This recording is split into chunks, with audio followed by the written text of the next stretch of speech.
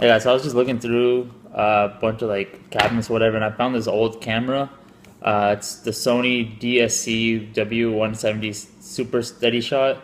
It's 10.1 megapixels, and it's about like 640p, which is not great, but it's not terrible. Like the front camera you're seeing me at right now is on the iPhone 5S is I think 720p, and the back camera, which I use most of the time, is 1080p. But yeah, I'm gonna start using this from now on, just for more of the vlogs, just because I don't record a lot of stuff, just because I'm afraid my phone is gonna run out of space for like anything bigger, like any big events. So I like limit what I record, but I'm still gonna use my phone as much as I can, just because it is better quality than this camera. But I still want to be able to put more content out, just so I'm going to start using this camera. So if you see a slight change, it's probably with this camera. But yeah, maybe one day when I actually make it, or make my YouTube channel, or make my YouTube channel a little bit bigger, I'll invest back into the channel with like a legit camera. Because right now, like what I'm making on YouTube isn't that much.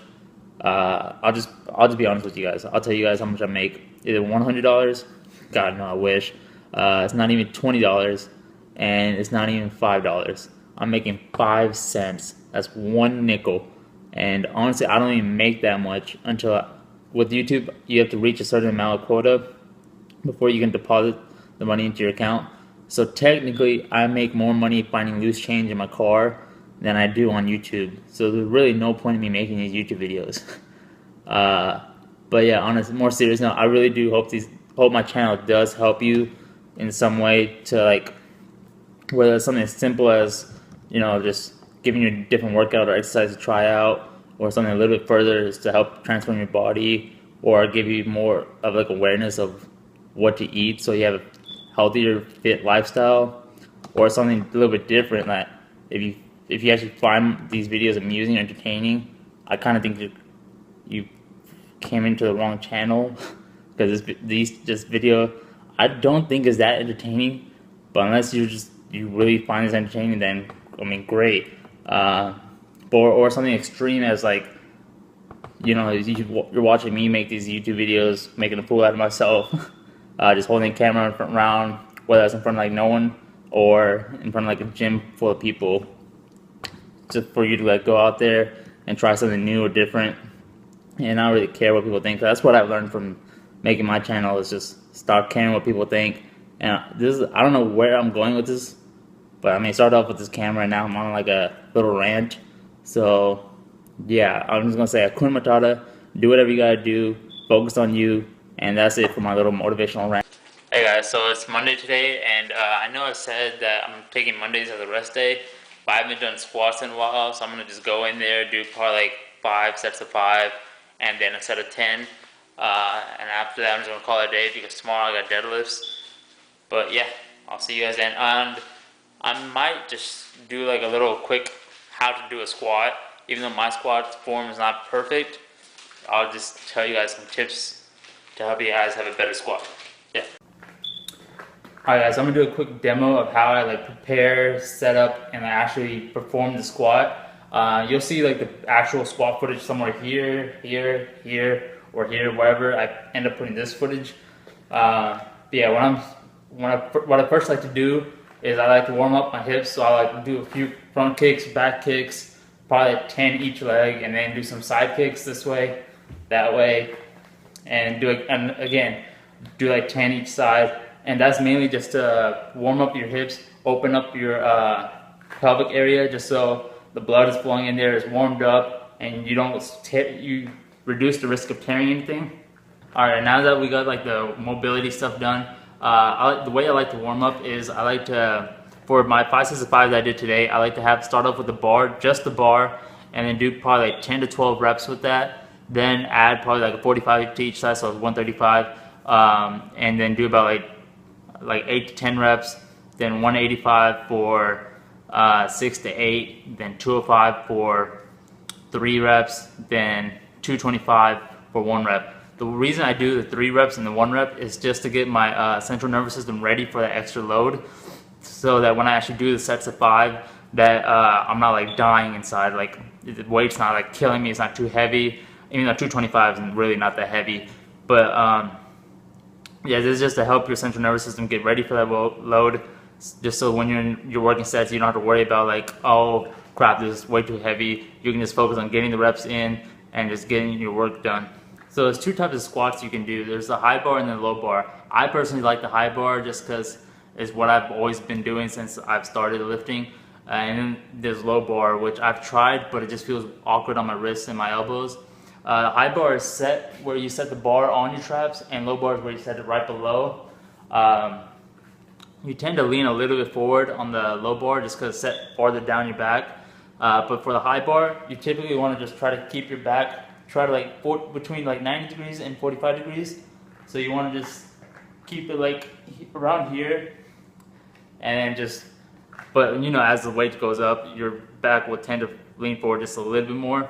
But try to keep your kick your ego aside and just stay in the weight range so you don't lean too forward and then just risk injuring yourself.